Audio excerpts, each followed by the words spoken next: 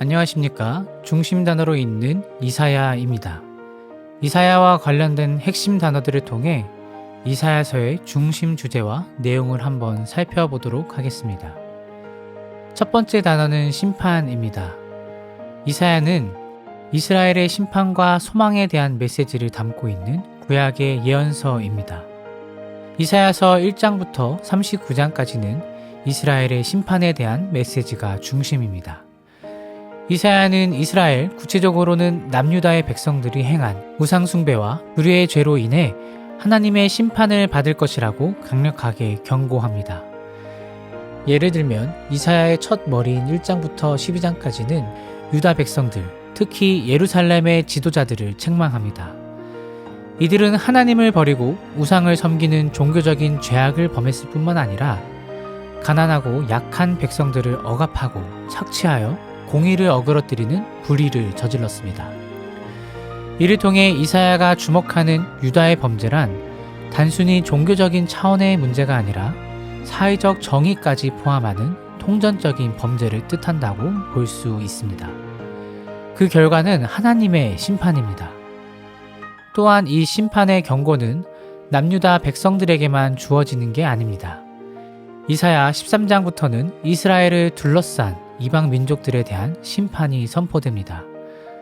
주전 8세기 시리아, 에브라임 전쟁 등 이스라엘의 군사적인 위협을 가했던 아수르나 먼 훗날 주전 587년 예루살렘을 멸망시킨 바벨론에 대한 심판의 예언이 담겨 있습니다. 이를 통해서 하나님은 유다 민족만의 부족신이 아니라 온 세계를 다스리시고 이방 민족까지 심판하시는 온 땅의 주님이심을 보여줍니다. 두 번째 단어는 회복과 소망입니다. 하나님의 심판을 강조한 이사야 1장부터 39장과는 달리 두 번째 단락인 40장부터 66장까지는 이스라엘의 구원에 대한 소망을 말씀합니다. 특히 이사야 40장에서 55장까지는 고난받는 백성들의 회복에 대한 소망을 말하는데 구체적으로는 포로된 백성들이 해방될 것이라는 말씀입니다. 이 주제 때문에 학자들은 해당 단락이 주전 8세기 아수르의 위협으로부터의 구원을 말하는 한편 주전 587년 이후 바벨론의 포로로 잡혀간 이스라엘 백성들의 해방을 예언하는 것이라 주장합니다. 이처럼 이사야는 고난과 위기에 놓인 하나님의 백성들이 구원을 받고 회복되어 하나님의 나라를 이룰 것이며 그 나라가 열방에 임할 것임을 선포합니다. 이사야 56장부터 66장까지는 하나님 나라의 구체적인 모습에 대한 메시지가 중심입니다. 하나님 나라는 모든 열방을 위한 평화와 공의의 나라이며 모든 사람이 하나님께서 주시는 구원을 받을 것이라고 이사야는 선포합니다. 특히 이 하나님 나라는 메시아를 통해 이루어질 것입니다. 메시아는 히브리어로 기름 부음 받은 자라는 뜻으로 하나님의 특별한 소명을 받은 구원자를 가리킵니다.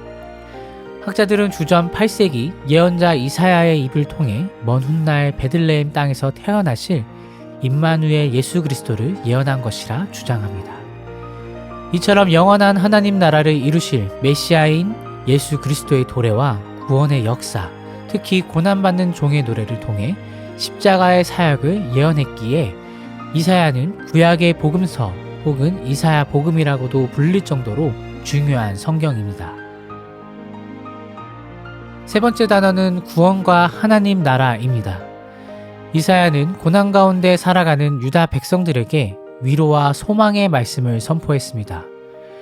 구체적으로 힘과 권력으로 세상을 다스리고 앞지 않은 폭력의 나라와 대비되어 칼을 쳐서 보습을 만들고 창을 쳐서 낫을 만드는 평화와 구원의 하나님 나라를 소망하게 합니다. 이와 같은 이사야의 메시지는 오늘날 우리 그리스도인들에게도 큰 의미를 지닙니다. 우리는 모두 하나님의 심판을 받을 수밖에 없는 죄인입니다. 하나님의 심판에는 그 어떤 예외도 없습니다. 하지만 하나님께서는 그 심판의 한가운데서 회개의 가능성을 열어주십니다. 여호와께서 말씀하시되 오라 우리가 서로 변론하자. 너희의 죄가 주홍 같을지라도 눈과 같이 희어질 것이요 진홍같이 붉을지라도 양털같이 희게 되리라 하는 말씀처럼 하나님께서는 죄를 회개하는 모든 이들에게 메시아 예수 그리스도를 통해 영원한 하나님의 나라를 약속하십니다. 그 나라는 모든 열방을 위한 평화와 공의, 회복과 구원의 나라요, 영원하신 하나님의 다스림입니다. 그리스도인들은 그 나라가 이 땅에 임할 것을 소망하며 오늘을 살아가야 합니다. 이렇게 해서 이사야를 세 가지 키워드, 심판, 회복과 소망, 구원과 하나님 나라로 정리해 보았습니다. 이사야는 구약의 예언서 중에서도 가장 중요한 책으로 여겨집니다. 이사야의 메시지는 오늘날에도 우리에게 큰 울림을 주며 하나님의 구원과 사랑에 대한 우리의 믿음을 굳건하게 해줍니다. 이사야 묵상을 통해서 하나님 나라의 소망을 품고 오늘을 살아가는 우리 모두가 되기를 소망합니다.